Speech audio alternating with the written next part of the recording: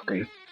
I thought for a second I had lost all the audio, and I got scared because with this audio interface, when it happens that everything ends up crashing, you really get scared, you know? But anyways, we seem to have not lost all the audio. We're good.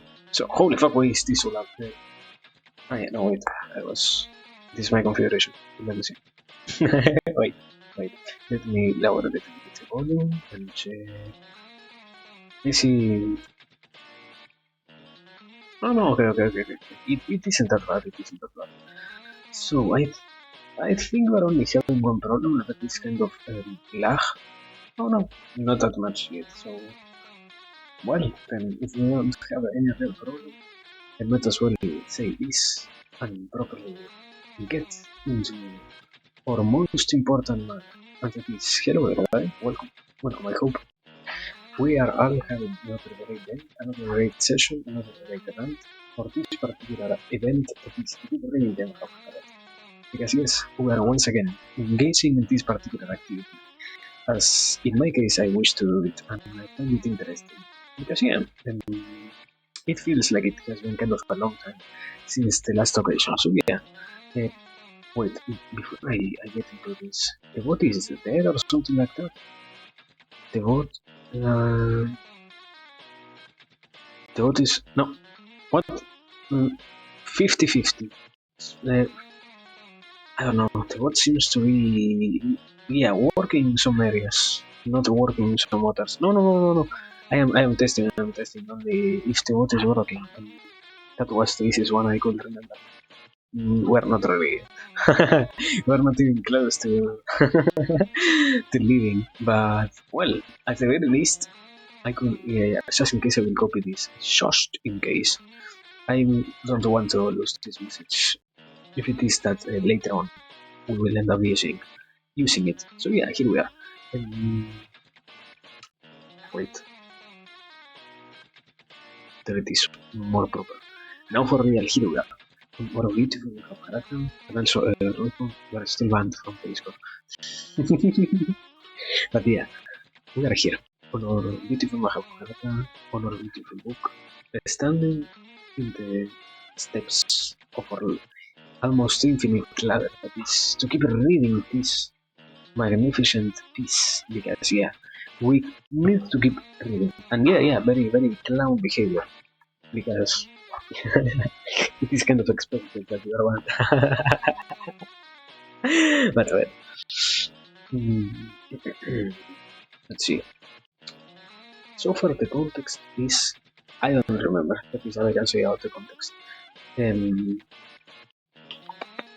Asista, the arma, the system, Naranjaya. No, I don't remember. I don't remember the context. So the context, I made it up. There is no context today for this. And well, basically,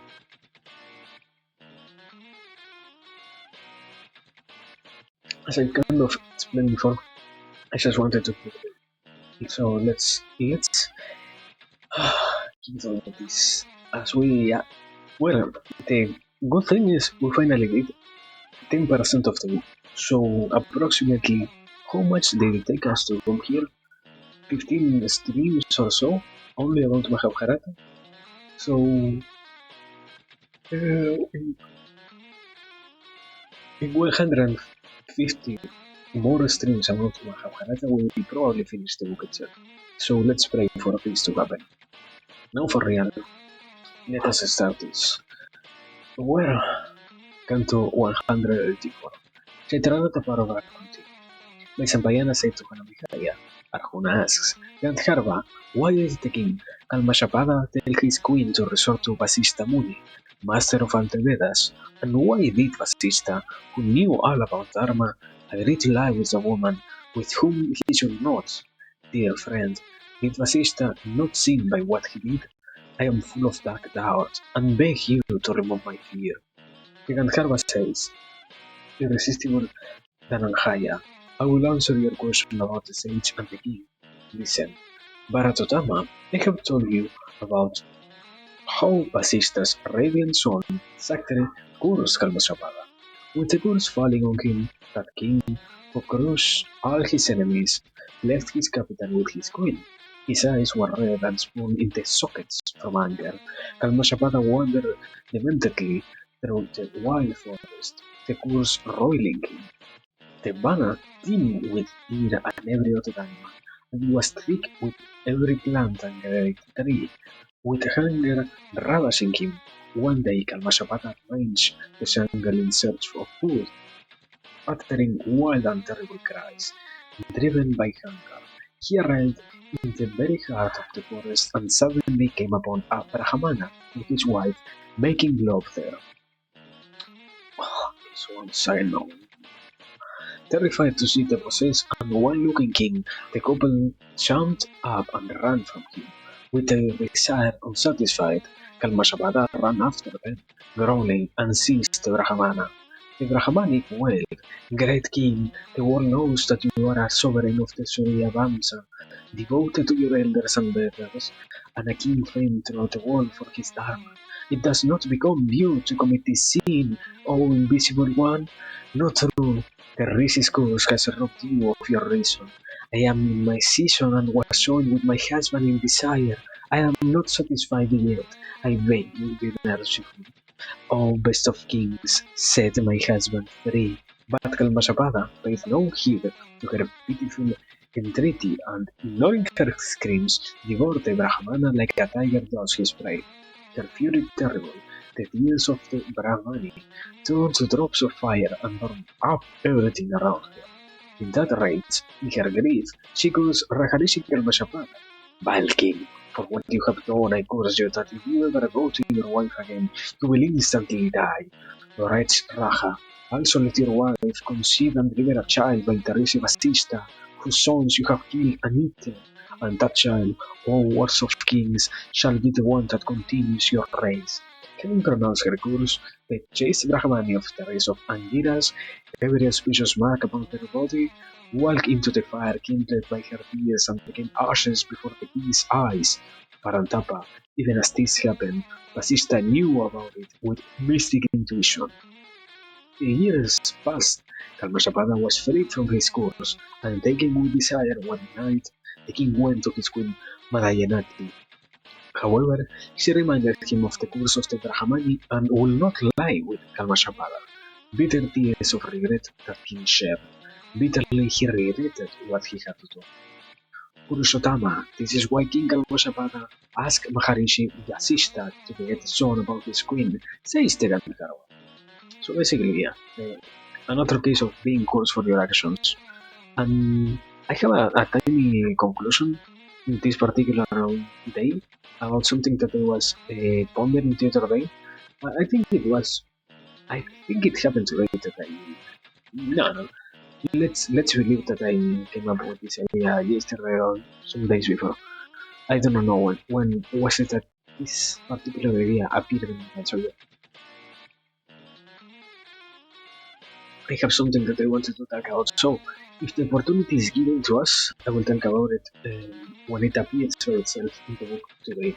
If it doesn't appear when we are finishing the book, after probably some more cantos, I will give it as a closure thing because it seems kind of interesting.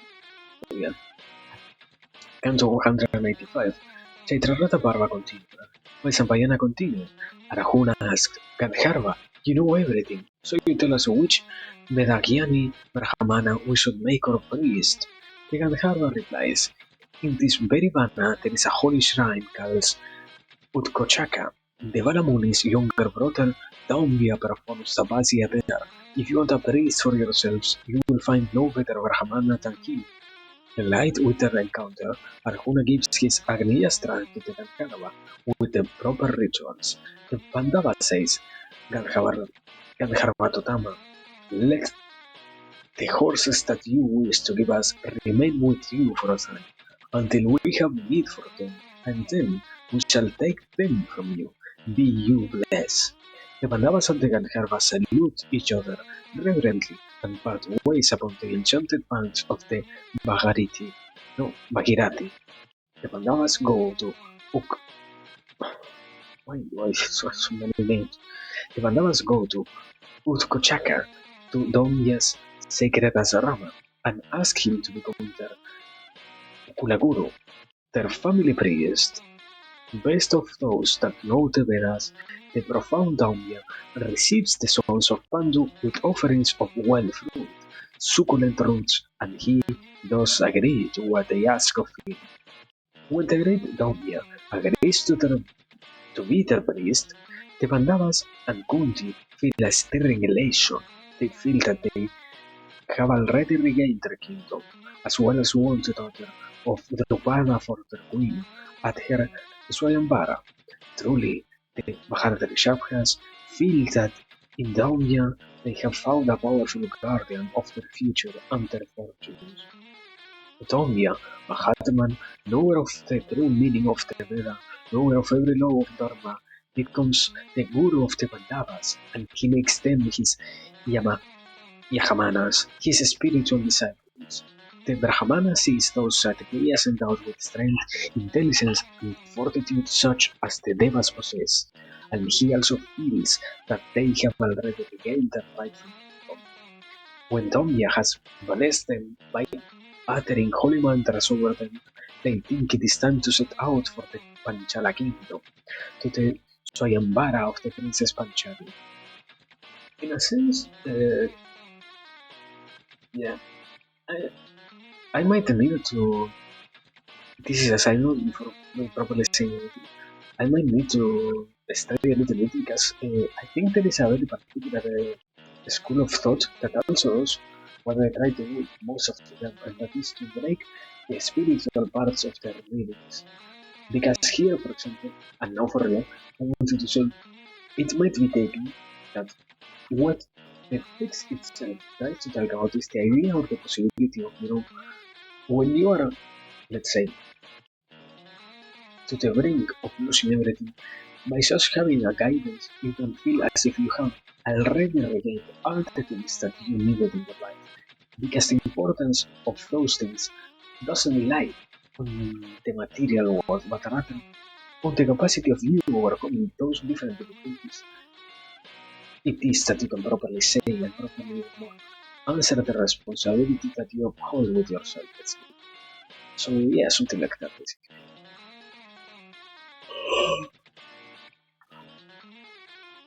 Canto 186. Swayambara Parva. Oh yeah, we finally changed Canto. By Sampayana continued. Those five, Purushabhyagra brothers, the Panchala Pandavas. No, the Pancha. The Pancha? Pancha? The Pancha. What? The Pancha? The Pancha? Pancha Pandavas. What? No. Anyways, those five, Purushabhyagras brothers, the Pancha Pandavas, tigers among men, set out for their father's kingdom to gaze upon the wonderful country, and especially its princess Draupadi.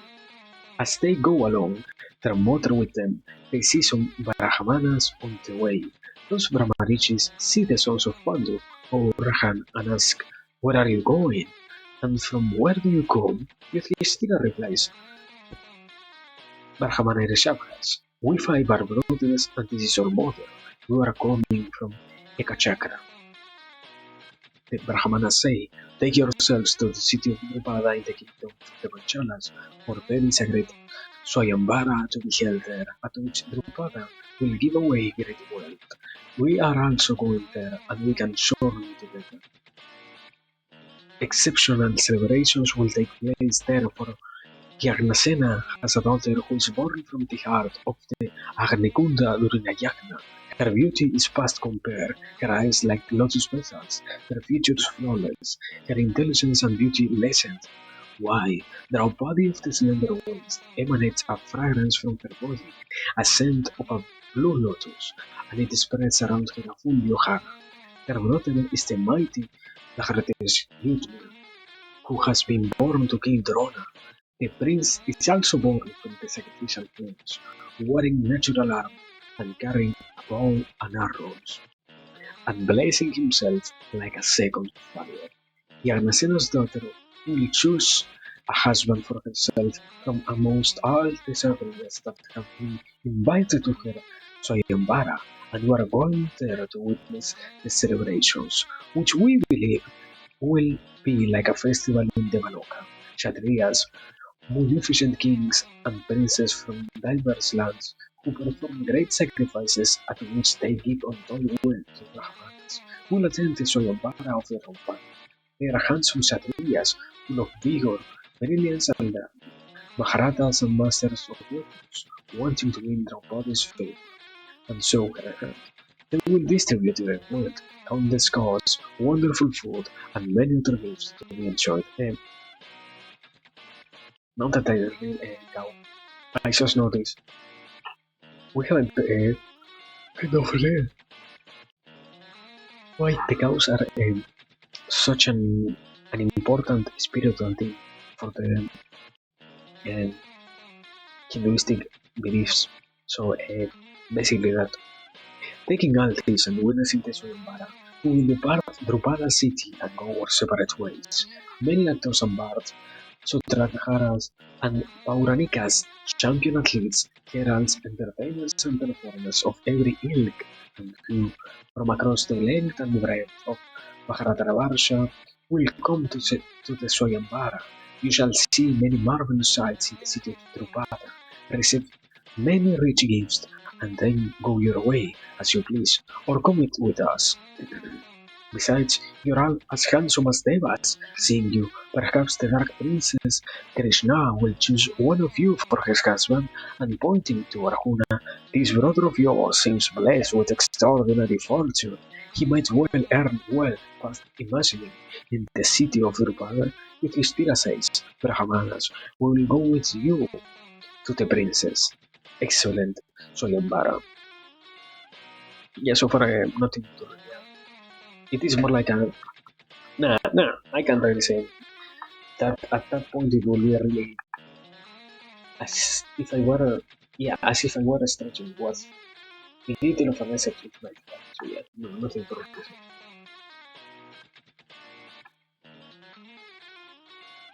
Water, let me continue. Canto 187. Soyambara Parva continued. Vaisambayana said, Oh Karamekaya, if one of us go with those Brahmanas towards the kingdom of Southern Panchala, over which Drupada rules, on their way, those Kshatriyas seated luminous and seamless to Alpayana, and worship him, and taking his blessing, continue their journey towards Drupada's kingdom. The Maharatas go slowly on their way, often listening to admire the pine forests and shimmering lakes that they see. Finally, the devout, tailess princes enter Panchala lands and come to Drupada's capital, where they begin living in the home of a potter. Still disguised as Brahmanas, they go begging for alms and no man recognizes them for who they are. No, Drupada Yagnasena has always wanted to give his daughter Draupadi to the heroic Arjuna to be his wife, but he never speaks of this to anyone. Oh, Hanamehai. Thinking of Arjuna's matchless archery, the Panchala king has an exceptionally flexible and stiff bow fashioned, which he thinks that no one other than Arjuna will be able to bend. He also erects an unusual yantra, a device upon which he suspends an extraordinarily difficult target to shoot. Drupada declares, the archer who can shoot the hanging target shall have Draupadi for his wife. Thus does the Panchala king proclaim his daughters Soyambara and every worthy Kshatriya in Maharata Maharatabarsha arrives in his capital.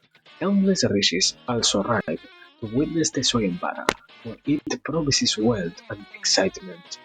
Among the warriors that come, O king, are Duryodhana and the Kurus, and Karna with them. The highest born, most learned Brahmanas from every kingdom and land flock to Drupada city.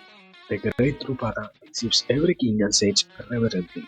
Come the day of the Soyambara, and the people of the city throng with the pillars and platforms that have been raised around the arena for the Soyambara. The noise they make is like a sea roaring. That stadium has been erected upon level and auspicious plain to the northeast of Drupada's capital. Fine mansions set in their sprawling grounds surround the majestic construction. Lofty walls enclose the arena, as well as a deep moat circling it around, while fine archways at regular intervals lead into it, and a bright, many-colored canopy covers the stands. The king enters the stadium through its northeastern gate. To the resounding bass of 1,000 conches, the stadium is fragrant with the scent of black aloe and with the holy water mixed with sandalwood paste with which it has been liberally sprinkled, and also with the extravagance of garlands made with every flower hanging everywhere. The lofty mansions that encircle it are snow white and seem like the peaks of Kailasa that kiss the clouds. Their windows are filled by lattices of gold, their walls encrusted with diamonds, and priceless carpets of silk lie upon their gleaming floors. They are all adorned with garlands in every color and of every fine fragrance, and they are indeed as radiantly white as the necks of swans. The scent of aloe and the other fragrances that those mansions exude can be smelled a Johanna away. Each one has 100 doors, each of these wide enough for a small crowd to enter through them at once. They are furnished extravagantly, beautifully, and they are like the peaks of Himavan. The kings and princes, all the distinguished Kshatriyas coming from far-flung kingdoms, are housed in those seven-storied palaces, invited by their Vara. Each one has come to buy with the others for the hand of Draupadi, and they come wearing, wearing, wearing their finery and sparkling ornaments. When the people of the Panchala capital and countryside come to the grand stadium of the Swayambara, they see those leonine kshatriyas within the white mansions, all of them strong and vital, as great souls are. Those magnificent kings all wear the fragrant base of the black aloe upon their persons. Liberal and majestic, they are worshippers of Brahman, invincible guardians of their kingdoms against every invader, and loved throughout the world for their dharma. The Pandavas also enter the stadium, sit among the Brahmanas, and see the unrivaled wealth of the Panchala king, and the great and generous gifts that he gives. Lively trophies of actors, musicians, and dancers perform daily, attracting more people day by day. Yeah, yeah, not over the same. It doesn't have to continue. Mahabharata Shabda. On the 16th day, what? On the 16th day, when the stadium is packed to capacity, Draupadi bathes, puts on the most resplendent clothes and jewelry, and she enters the arena carrying a golden chalice with the archaea in it, and also a garland of wildflowers. The Kulaguru of the House of the Moon, a holy Brahmana who knows all the opposite mantras, lights the sacrificial fire and pours libations of ghee into the flames. When Agnideva has been appeased with ghee, the priest makes all the Brahmanas present utter auspicious mantras to bless the occasion. He raises his hand to stop the musical instruments that play all around the stadium and calls for silence among the people. When that vast crowd falls completely silent, the characters dir- oh no, to read this properly. There is Yumna, there is that Yumna, there is that Yumna takes his sister's hand, steps into the middle of the arena, and speaks in a voice deep as bass drums or thunder heads. Sweetly, yet, he says, I cannot go so big, we have to wait until the something. Oh, mighty Kshatriyas, here is the bow. These are the 5 sharp arrows, and above is the target. Find the target through the aperture in the yantra, the device above which it hangs, and I solemnly swear upon my lineage, my honor, and my strength that my sister Krishna shall belong to the archer who succeeds.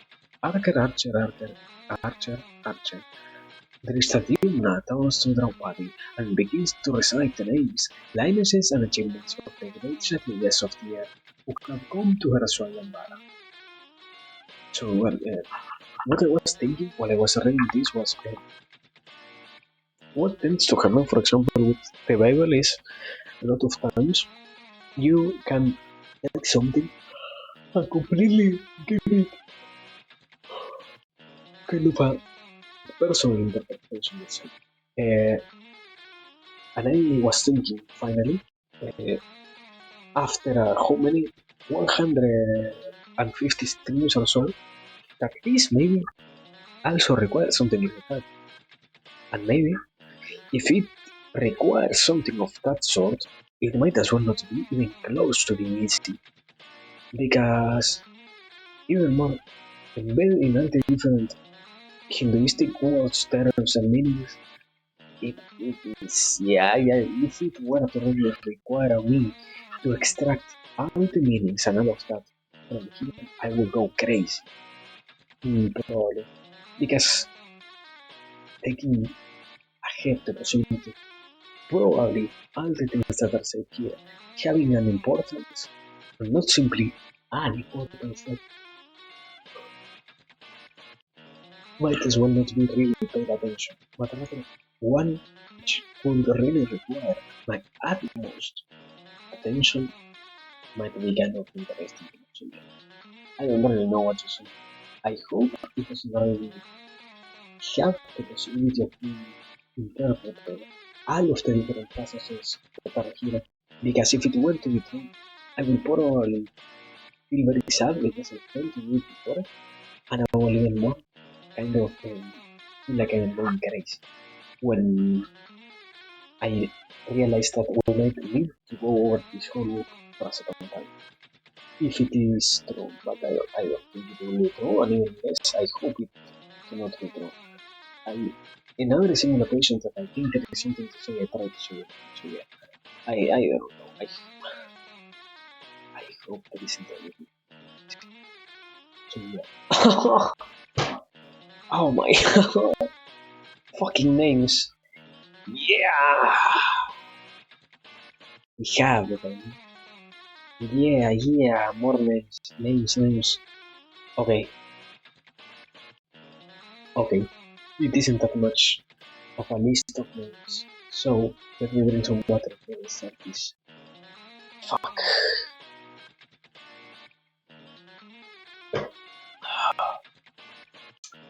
Canto 188. Swayambara Parava Continue. By Sampayana Continue. Drestadiumna proclaims.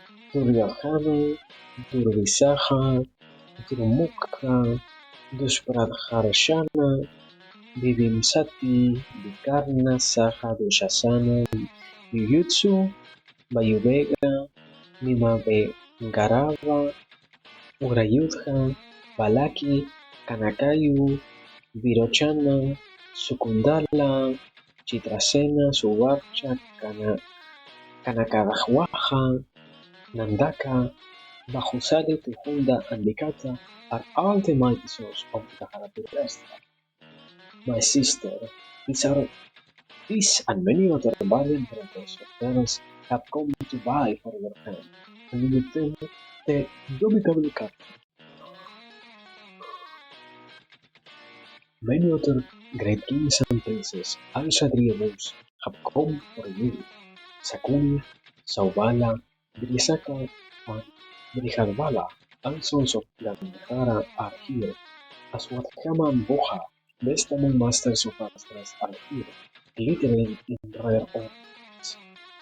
Brihanta, Manimana, Gandhara, Sahadeva, Yayatsena, Meha, Meghasanhi, Virata with his two sons, Sankha and Uttara, Virhatsheni, Susarma, Senabindu, Suketu with his two sons, Sunama and Suvarchan, Suchitra, Sukumara, Brika, Satyaritu, Suryavawaha, Rochamana, Nila, Chitrayudha, Atsuman, Chekitana, the mighty Zaraniman, Chandrasena, powerful son of Samudra Sena, Bhagavata of terrific vigor, Kalinga, Tandragupta, the Patana king, Maharata Salya, king of Madra, and his valiant son, Rukmangada, Rukmaratha, Somadatta of the Purus and his three sons, Al-Maharatas and great Kshatriyas, Buri, Burisrava, Sala, Sukashina, Kamboja, all of the race of Puru, Vijayabala, Dusasena, Sivi, son of Udaksira, but what? Pacharanihanta, the king of Karusha, Baladeva, Samkarshana, Vasudeva Krishna, the matchless son of Rukmini, Samba, Charudeshna, son of Pradyumna, Gada, Akrura, Satyati, the Mahatman Udhava, Tritavarman, son of Hridika, Ritu Viripidro, no, Vipritu, Viratha Ranka Sanku, Giveshana, Asabaja, Anirudha, Samika, Sarenihaya, the heroic Batapi, Chili, Pindaraka, the powerful Usinara, all these Verishnis, Bhagiratha, Brihat, Brihat, what? Brihat Shatra, Hayat, Hayadrata, son of Singhu, Brihadrata, Valhika, Maharata, Serutayu, Uluka, Kaitava, Chitrangada, and Subangada, the most impressive Vatsaraja, the king of Kosala, Sisupala, no, sorry, that is welcome. We're reading names because that is what we do here the most. Read fucking names. Anyways, Kosala, Sipula, Tiosum, Harasanja, and many more kings celebrated throughout the world. Capcom, my little sister, all of them are great artists. They shall all shoot at the target, and he that brings it down will have you for his wife.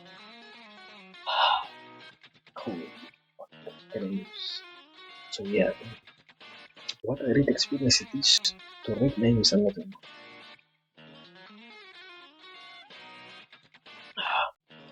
And I need to change my laptop and close it. Easy. Internet has been behaving properly so far. Amazing. So well that it did. Canto 189. Sayembara Parva continued.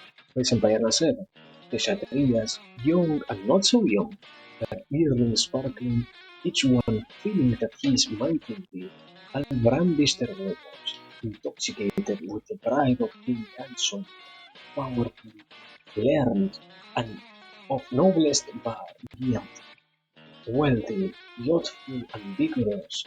They are like Himalayan elephants in must. In the season of root, when their temples split open from an excess of ichor, seized by Kama, god of desire, viewing one another with extreme compassion, they all rise up at the same moment and roar, Krishna will be mine! The Kshatriyas gathering that stadium look like the Vedas of old. When they gathered around Uma, the mountain king's daughter, Kamadeva pierces them all subtly with his invisible, flowery arrows, and they are without exception lost in a dream of winning the exquisite Draupadi. They stride into the arena and no one favor even their dearest friends with glares of competition and animosity. The Devas come to that stadium in their Vimanas, with the Rudras and the Adityas, the Vasus and the twin Aswins, the Swadhas and all the Marutas, and Kubera with Yama at their head, the Daityas, Suparnas, the Red Nagas, the Devarishis, the Guyakas, the Charanas, Visvawasu, Narada, Parvata, and the many Gandharvas with the Apsaras are all there. Halayudha, Balarama, and Janardana, Krishna are there, as are the chieftains of the Vrishni, Andhaka and Yadava tribes, all of whom Krishna commands. Krishna sees the five Pandavas in disguise, like five elephants en route drawn to Draupadi, even as wild tuskers in season are to a lake blooming with lotuses. He sees them disguised as Brahmanas, covered with ashes, and he sees the great fires that those holy ashes conceal. Krishna says lofty to his brother Rama, "Look, there is Yudhishthira. Those are Bhima and Arjuna, his and there are the two." So basically, avoid the reveal who they were. Amazing.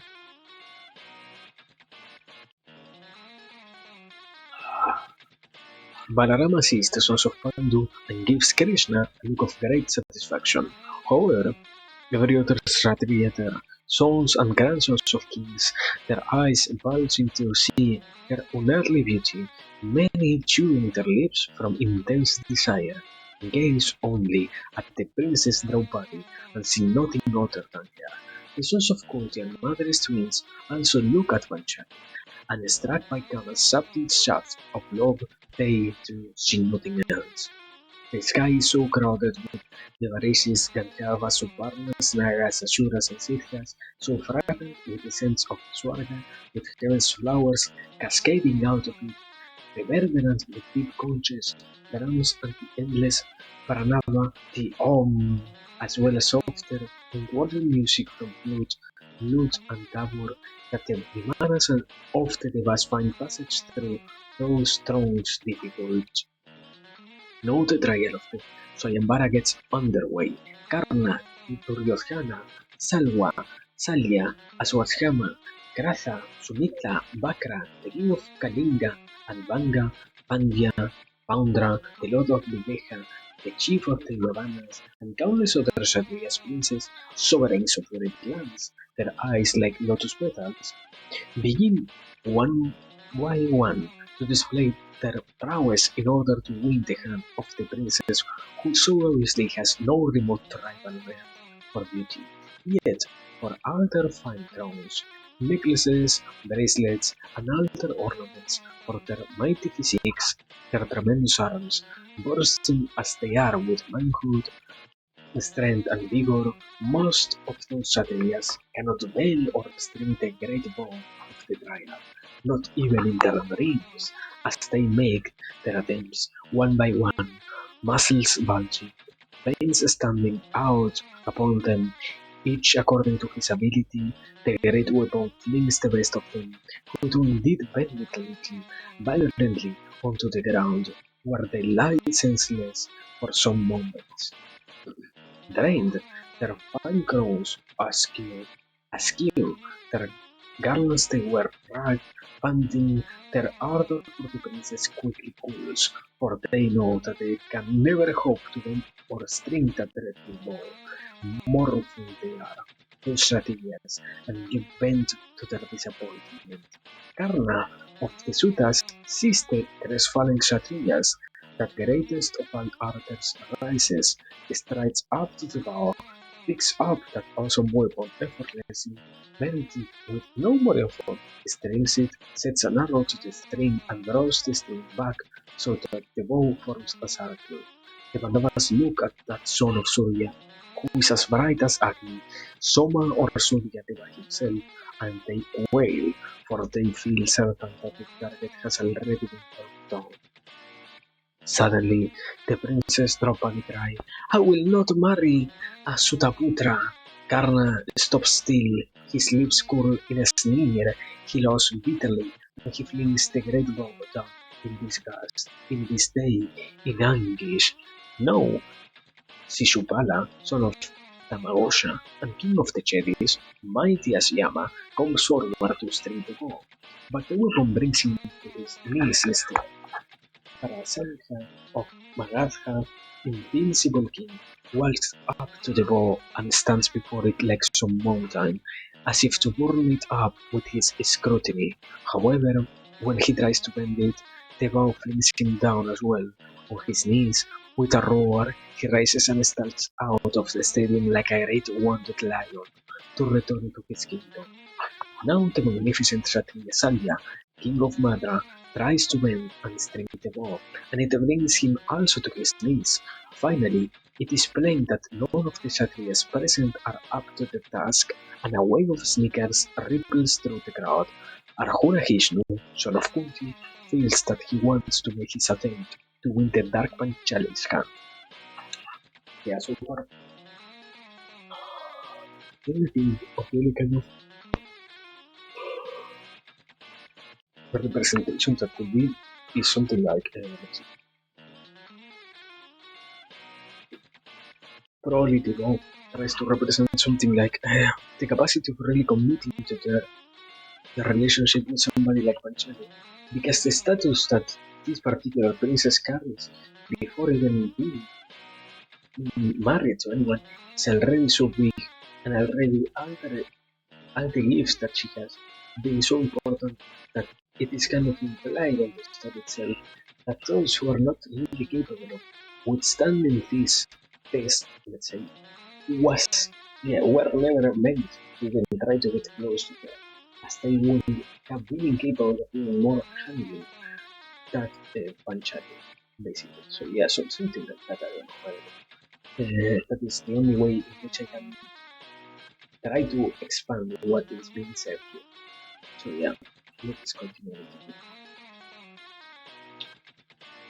Canto 109. Swayambara parla contigo, ma Sampayana continued. When all the Kshatriyas have been and sit down, prostrated and fuming, Arjuna of the lofty soul rises from the enclosure of the Brahmanas. The foremost among the Brahmanas see him get up, with his skin the colors of Indra's banner, and they what? Yeah, I committed an error. His skin the colors of Indra's banner, and they shake their deer skins and set up a loud noise. Some of them are happy, while others shout their displeasure. Among the most intelligent of them say, Brahmanas, how can a stripling of horse string the water the greatest? Kshatriyas on earth, men like Salya and the rest, equally powerful and trained masters moreover in arms, fail. If this calumniate fails, he will bring ridicule upon all of us Brahmanas. The Kshatriyas will pour scorn over us. He is vain and immature, which is why he even dares think of attempting the impossible task.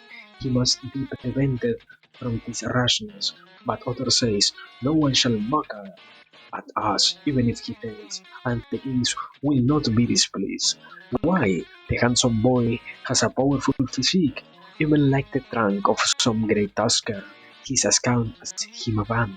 His gait is a lion's. He is a formidably determined, and he appears to be as strong as a bull elephant in must. It is quite possible that he will succeed. He is strong and resolute. Otherwise, would he dare rise up and approach the goal on his own?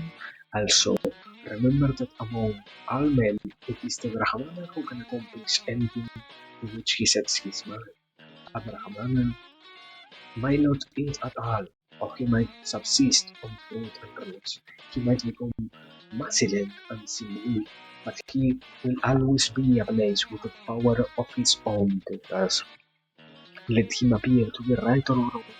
No one should ever underestimate a Brahmana or consider him incapable of accomplishing anything at all, great or little, any task, be it fraught with joy or sorrow. So basically, let us not forget how Shamadagna's son Rama vanquished all the earth's strategies in battle by himself. Agastya drained the very ocean with his Brahma Shakti. So let us say in one voice, melt the earth, bend the bow, and bring the target down easily. And many of the Brahmanas say that has to be it so. As the Brahmanas continue with their debate, Arjuna comes up to the bow and stands before it like a mountain. After a long moment, he walks solemnly around the great weapon, with his head bent in prayer to the Lord Isana, granter of boons, and then, with a fervent thought of Krishna, he picks up the bow. In a wink, effortlessly, Indra's son Shishnu as strong as Indra's younger brother Vishnu, strings the weapon which so many mighty strategies like Rukma, Sumitra, Bakra, Duryodhana, Salya, and others could not manage to do, though they poured every ounce of their strength into the effort. Quicker than the eye can see, he picks up all five arrows in a blur and shoots the target suspended above the yatra, so it falls onto the ground through the aperture in the uncanny device. A moment's stunned silence, and then a huge shout from out the celestial shakes the sky, and the stadium reverberates with deafening cries and applause from the crowd. The devas pour down a shower of unworldly plumes over Partha Parantapa. Thousands of Brahmanas wave their upper cloths in the air and shout for joy, while the Kshatriyas cry out in disbelief and agony. Flowers continue to pour out of the sky over the stadium and the arena. The musicians strike up a celebrant song, while bards and heralds sing and cry out praises of him who has achieved the staggering feat. Drupada, the slayer of his enemies, looks at Arjuna and is full of joy. If the need arises, he will deploy his army to help or protect his hero. While the uproar rises to a crescendo, the Brahmanas rapturous and the Kshatriyas furious, Yudhishthira Purushottama quickly leaves the stadium with twins to return to the potter's house. The princess Draupadi, Krishna, sees the target brought down. She looks at Arjuna, who has found his mark, and joy sweeps through her. With a white silken robe and a garland of flowers in her hands, she walks up to the woman as handsome as Indra himself. When Arjuna, who will do the impossible, wins Dark Panchali's hand, every Brahmana in the stadium rises to bow to him, to honor him. Like a lion, he walks out of the arena with his newly won wife following him. So basically, this is end of the arc. Something like that.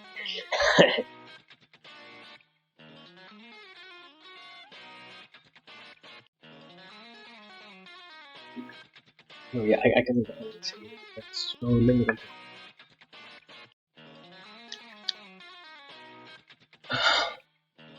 How much I can do? Cannot 1 hour, so let me see. How long is this one? Uh, we might as well try to do at the very least 2 or 3 more. Let's see how much I can endure because I am also feeling a little bit sleepy. But anyways, continuing with this. Canto 191. Sayonara para contigo. May sabayan na contigo. Drupada rises to say that he will give his daughter in marriage to the Brahmana archer, when suddenly all the other Kshatriyas look at one another and are seized by wrath. They say, Drupada dares treat us lords of the earth like wisps of straw, and he will give his daughter, best among all women, to a Brahmana. Having planted a lovely tree, he wants to put it down when it is about to be fruited. He has humiliated us, and we must kill him. He deserves neither respect nor reverence for his age. Let us kill both him and his son, for they have insulted all the Kshatriyas of the earth. He called us kings and princes here. Let us sumptuously, and finally he dishonors us. In this assembly of kings that is like a gathering of friends, can the vile Drupada not see a single worthy Kshatriya, one that is fully his equal, that he gives Draupadi to a Brahmana? The Vedas clearly say that a Swayambara is only for Kshatriyas, and no Brahmana might be chosen for a husband, even a Swayambara. O kings, if this princess cannot choose any of us Kshatriyas to be her husband, let us throw her into the fire along with her father and her brother, and return to our kingdoms. But as for this Brahmana, either from arrogance or malice, he has indeed insulted us kings. Yet, being a Brahmana, he must not be killed, for our kingdoms, lives, wealth, sons, grandsons, and everything that we own exists because of and for the holy Brahmanas. Yet we must not leave him unpunished, so that he never does another Swayambara and ends up disgrace. We must teach him a public lesson that will be remembered for all time, a lesson that will keep the Varnas each in their proper place. When they have spoken amongst themselves, the incensed Kshatriyas seize up their weapons, iron maces with spikes among them, and rush towards Drupada to kill him at once. Drupada seized the Kshatriya horde, ran at him in rage, with bows and arrows, and he seeks refuge in the Brahmanas. Suddenly, Bhima and Arjuna stand between the charging Kshatriyas and Drupada, at whom they run like rage-maddened elephants, raising their weapons in gloved hands. The kings turn roaring on the two Pandavas, now determined to kill them.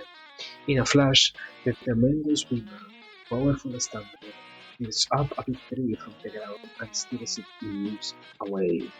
Bhima Mahabharata, son of Parika, decimator of his enemies, stands next to his brother Narapongava Arjuna. Bhima is like Yama, the Lord Death himself with his mace.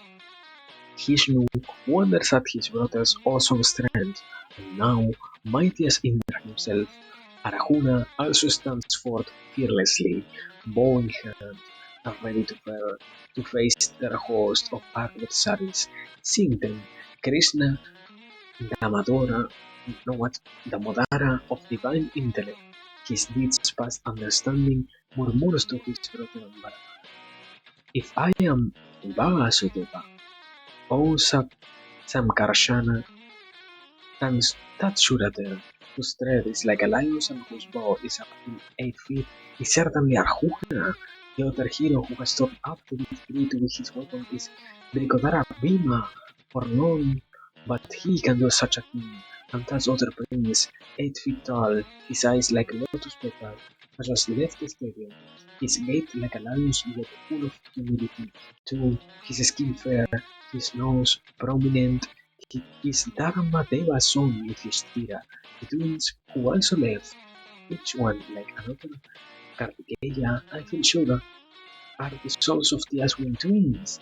I did hear that Kunti and her sons escaped the fire that burned down the house of Yak. Balarama Halayudha, fair as a rainless clouds, says joyfully to Krishna, my brother, how happy I am to hear that your mother's sister and her sons escaped death. Amazing, amazing. An emotional, very, very, very emotional get together. Also like Canto 192. Sayambara Parva continue. By Sampayana said, no, Alte Brahmana bulls there, those Devi, Devi, Devi, Devihari Shabhas wave their deer skin and shake their coconut shell Kamandalus and cry to Arjuna and Bhima, fear not, we will fight the Kshatriyas. Arjuna smiles at them and says kindly, stand aside and be spectators, dear friends, while I turn back these angry kings with arrow storms, just as snakes are with mantras.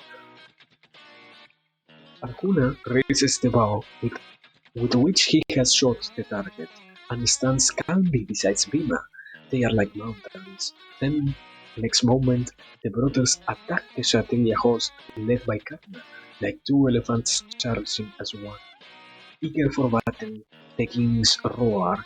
It is permissible to kill anyone who is bent on a fight, and rush at Bhima and Arjuna disguised as Brahmanas.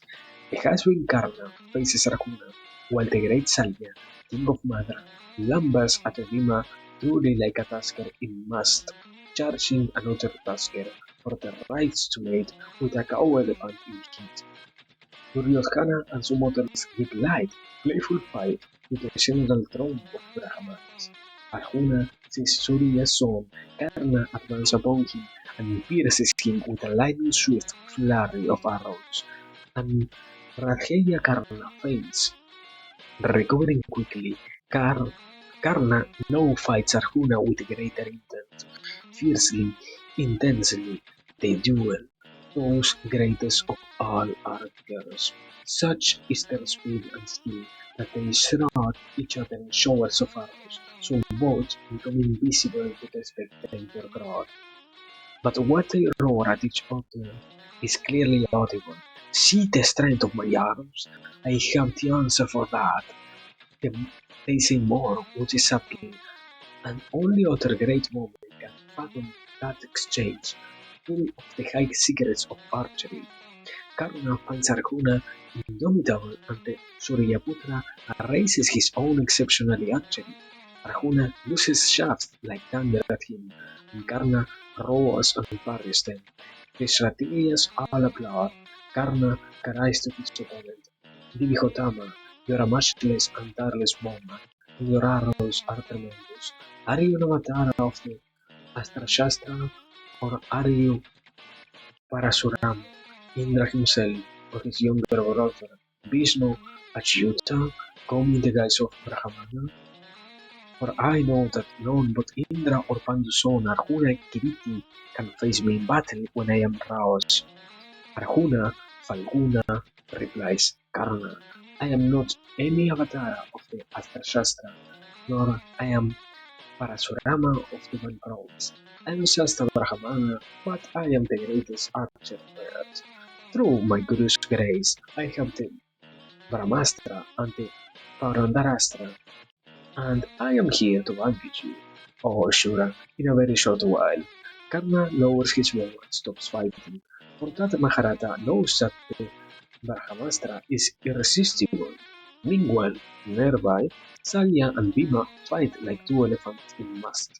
Striking each other with fists and knees, they shove each other mightily, flinging one another down and hurling the fallen adversary face down along the ground.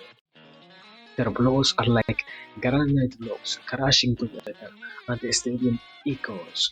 After a brief struggle, Bhima Kurusama picks Salya up bodily and hurls him down roughly with enormous force, so that the crowd gasps. Yet Bhimasena Purushirabha flings Salya down softly too, so that he does not seriously injure the mother again. Seeing Salya succumb and Karna lowering his bow in fear, all the other Kshatriyas become alarmed. Quickly, they throw round Bhima and say placatory tones. These Brahmana, Brahmanarishabdas are certainly great warriors. We must know their Gotra and where they live. For who can face Rata's soul, Karna in battle other than Drona, Rama, or Pandu's soul, Arjuna? Who can withstand Duryodhana except Devakinanda, Devakinandana, Krishna, and Saraswana's son Kripa? Who also can cool Salya down except the great Balarama? Shuribirya, Duryodhana, or the Pandava Vimasena? Let us not fight these excellent Brahmanas anymore, for however much a Brahmana offends, he must be protected. At least let us first discover who they are, if indeed they are Brahmanas, and later consider fighting them with clear hearts. Having watched Bhima throw Salyadam, Krishna is convinced that the two Brahmanas are indeed anti-souls. In his quiet but immediately arresting voice, he says to the Kshatriyas, the Brahmana has won the prince's hand fairly. He persuades the kings to abandon battle and to return spaciously, if amazed and wondering, to their kingdom. The other Brahmanas who have come to the event are jubilant. The Brahmanas have proved victorious, and one of us has made the princess of Panchala his wife. They throng round Bhima and Arjuna, who wear their skin and now make their way with some difficulty through the rapturous crowd. Having been pressed hard by the Kshatriya enemy, blood abundant, the two Shuras, those heroes, emerge from the kneeling crowd like the full moon and the sun emerging from behind dark clouds. Krishna follows them. Meanwhile, in the potter's house, Kunti waits anxiously for his sons to return. For today, they are late indeed. Her imagination conjures all sorts of fell happenings that might have overtaken her sons. One moment she thinks that the sons of Dhritarashtra have recognized her princess and killed them. Next, she trembles to think that some powerful Rakshasa with power of Maya has slain them. She even thinks, could Vyasa himself have been a victim of darkness of the mind when he told the sons to come to the city? Out of her love for her sons, Kunti's anxieties grow moment by moment. Then, in the stillness of late afternoon, Arjuna walks into the potter's house, like the sun appearing from behind the clouds on an overcast day. Following him comes a throng of festive Brahmanas. It's basically celebrations. Yeah. Let me see. Is this one also long? Because I might be sleepy. So, how much I have been reading? Let's see. 1 hour and 7. Oh, I don't know if I want to be so sure. No, yeah. You might as well try to go at the very least for one more time. Just in case. Because there is no real necessity of making this so short. So short. So yeah. Canto 100. So in Bharaparva continues. Sampayana said, Kunti's splendid sons come to the potter's house, bringing Draupadi and Seni with them. Kunti is in the inner chamber when they call to her, Mother, come and see the alms we have brought today. From within, in great relief at their return, she replies, without seeing the alms that they mean. Share the alms you have brought and show it equally. Next moment, she sees Draupadi and cries, what have I said? She claps the lovely, ecstatic Panchali, but a shiver of fear runs through Kunti. Taking Draupadi's hand in hers, Kunti says to Yudhishthira, your younger brothers called Draupadi's daughter the alms they had brought home, and without seeing her reply, share the alms you have brought and show it equally. Yudhishthira, Kururishabha, how can what I say not become a lie and yet no sin touch the Princess Panchali? Yudhishthira thinks for a moment, then puts his arm consolingly around his mother, goes to Arjuna and says, Falguna, you won her at the Swayambara, and it is only just that you should marry her. Parantapa, let us light a holy fire, and you must take her hand with all the sacred rituals. But Arjuna says, Rajando, do not make me commit this sin, for what you are saying does not conform to Dharma. You are the eldest and you must marry first, then Bhima, then I, then Nakula, and finally the youngest of us, Sahadeva.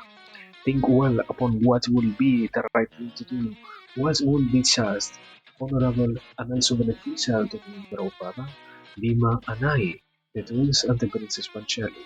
I'll wait for your decision. We will do what you say. Arjuna speaks with the utmost respect and affection. No, all the Pandavas turn their gaze upon the peerless princess, the dark Krishna, and she, in turn, looks at not just one but all five of them.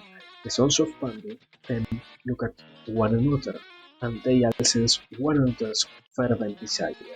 They sit on the floor and are all plunged in a single absorption of Draupadi and her alone. Once they have gazed at her, Kamadeva easily captures their heart, paralyzes their senses, and fills them with one desire.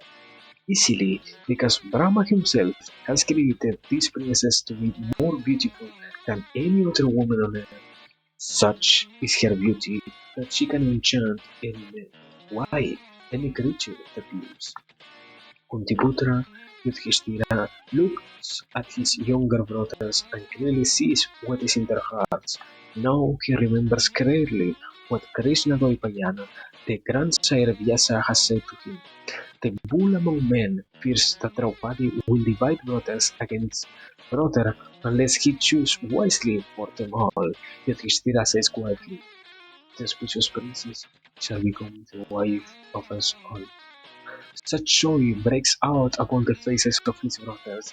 The great Shura of the Krishna now arrives at the potter's house with Rohini's Balarama. They see Yudhishthira Ajatashatru sitting there, his arms graceful, mighty and long. They see his younger brothers brighter than flames around him. Krishna goes up to Kunti's eldest son, touches the Kshatriya's feet, and says, I am Krishna.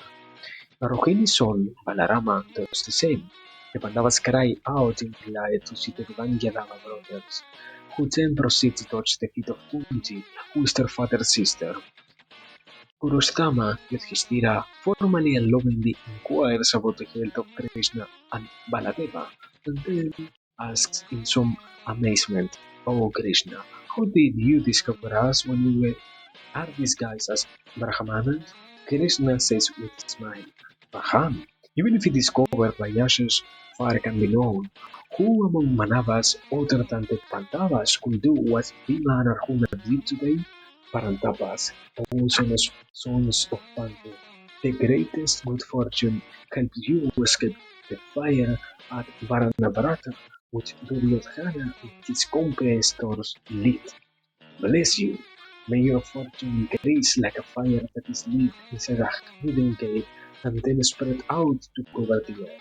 But now, lest we are seen here and you discover, we must return to our own lodgings. Taking with his leave, Krishna, whose fortune never wanes, quickly leaves the potter's house with Balarama. And are they going to marry? Where is the part where they marry, my lord?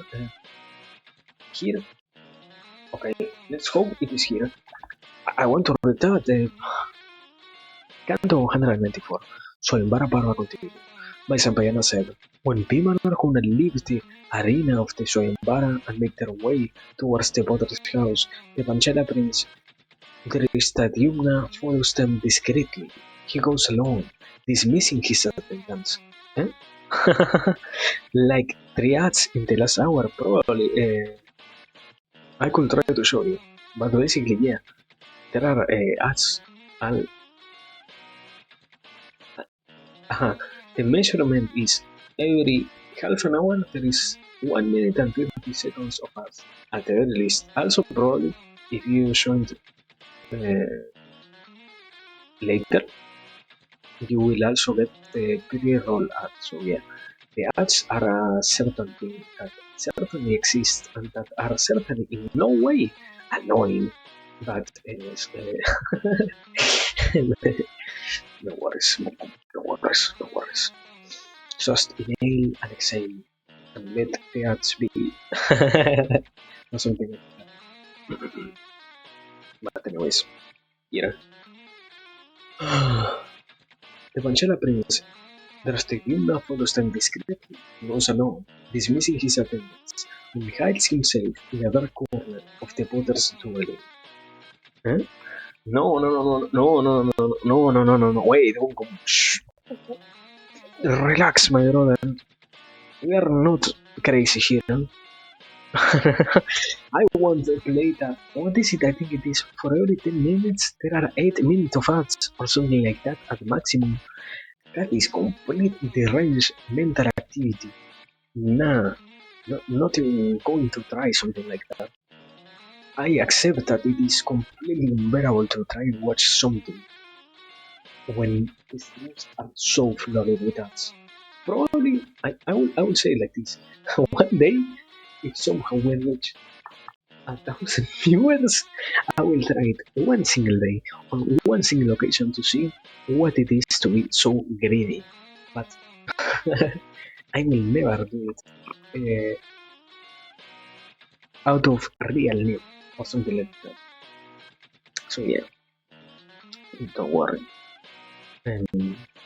No, well, yeah. Obviously, just in case, you know that with your subscription, you get rid of ads. Wow. And also, if you are paying for Amazon Prime, every single month you get a free subscription that you can utilize in this, precious channel. Wow. Something like that. So yeah, let me continue.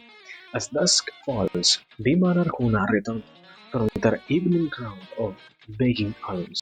They bring what they have received to Yudhishthira, Kunti says kindly to Draupadi, "Sweet child, take one portion of the alms, and having offered it to the gods, give it away to some Brahmanas.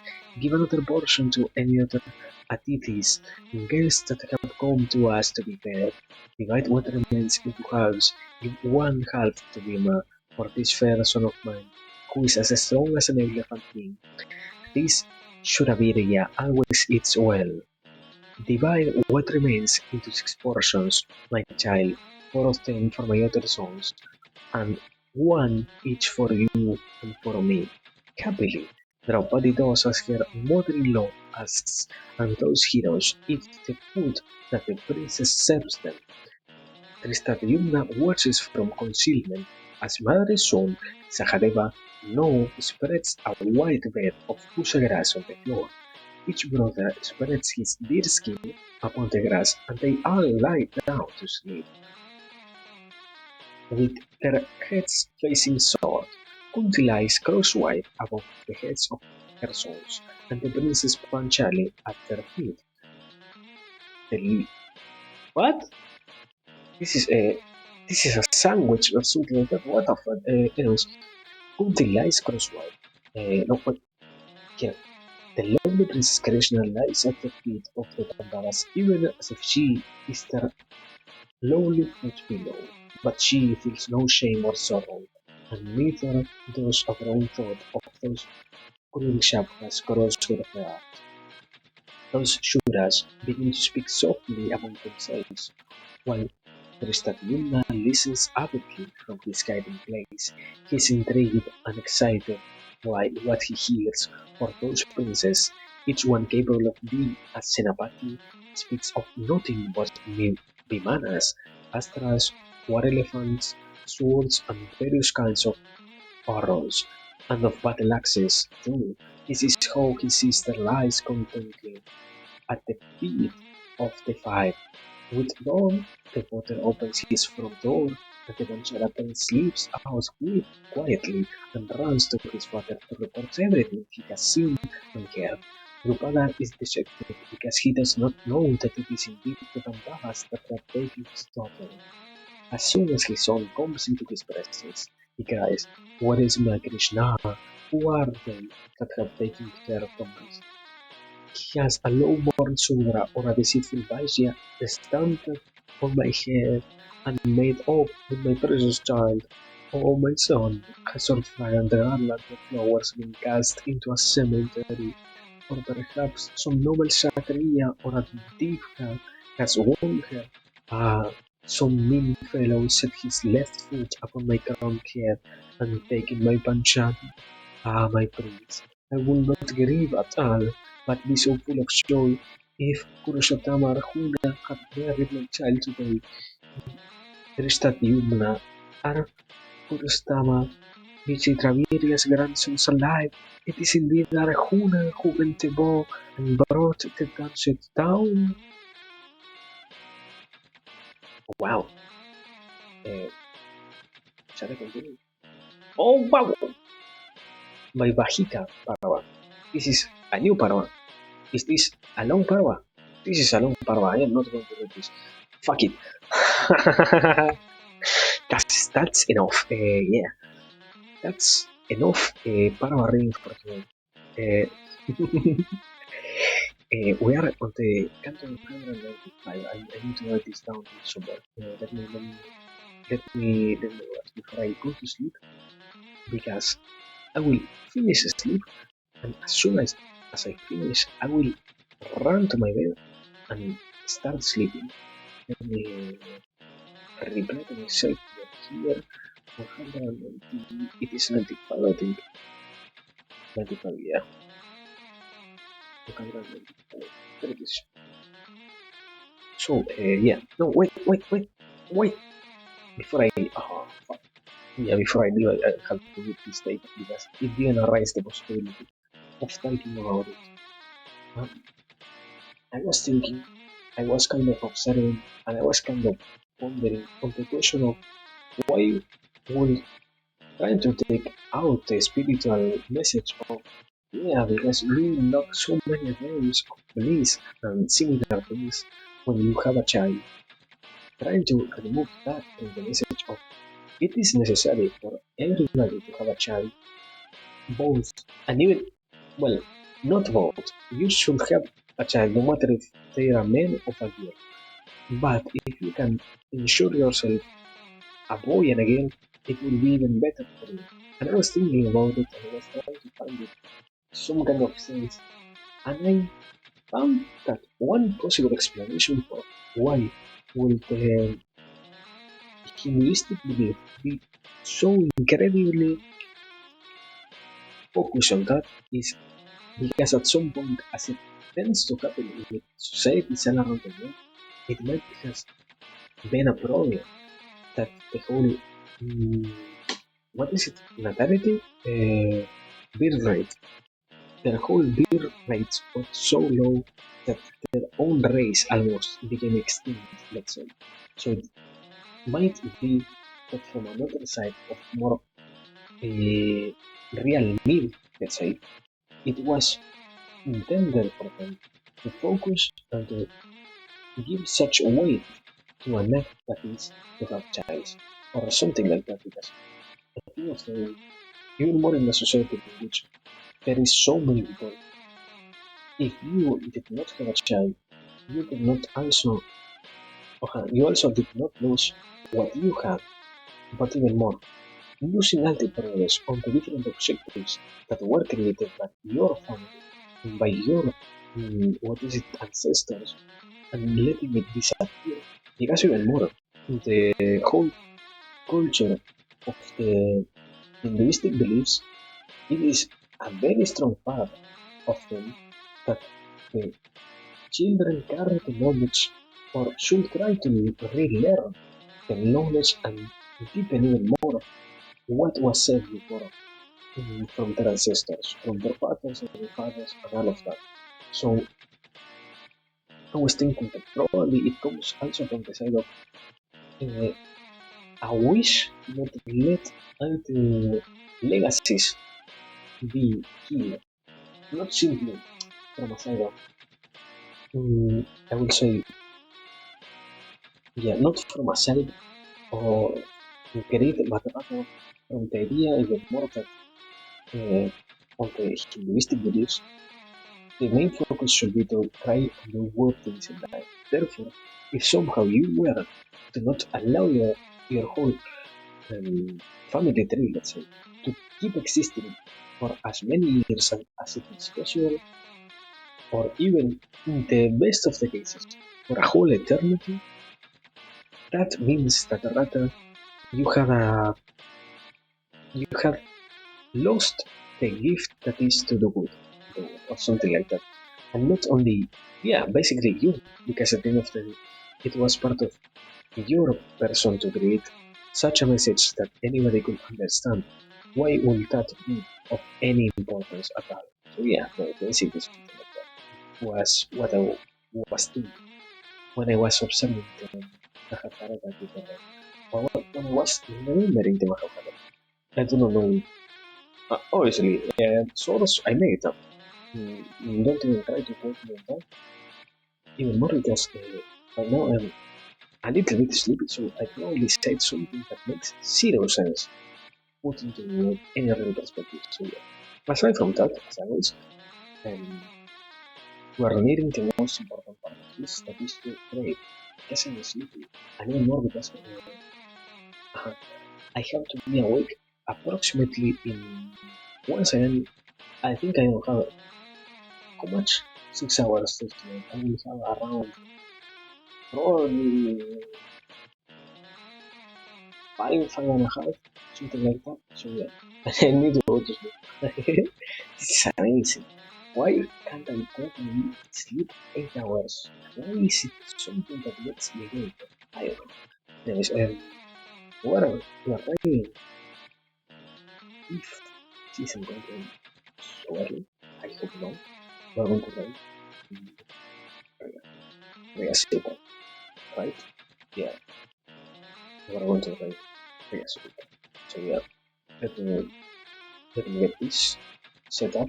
And meanwhile, as always, people, thanks for being here, thanks for paying attention, thanks for your appreciation for your time, mostly because it is obvious that this couldn't get anywhere if it weren't for you. Remember to take care of yourself. Remember to rest if it is something you don't need. As always, it is a precious thing to do this. And yes, whenever the next opportunity arises, we might once again get together and do something like this. I don't know. I don't have a clear schedule because uh, festivities and hectic life. So yeah, we will see when it is that I can stay. But we will see. We will see. As always, the only important thing is remember to stay safe. Remember to keep striving for those things that you want. Rest, distract yourself a little bit, and when the next opportunity arises, we might come back here. Now, right, with which message? Uh, with the one that I didn't copy, I am incredible. I am a professional yet at this with that particular message. So now, yeah, let us leave. Thanks for everything. Goodbye. Good night. Good time. We'll see each other when the opportunity arises. When? I don't know. It will come. That is all that matters. So now, yeah. Bye. Ciao. And rey. Rey. So, yeah.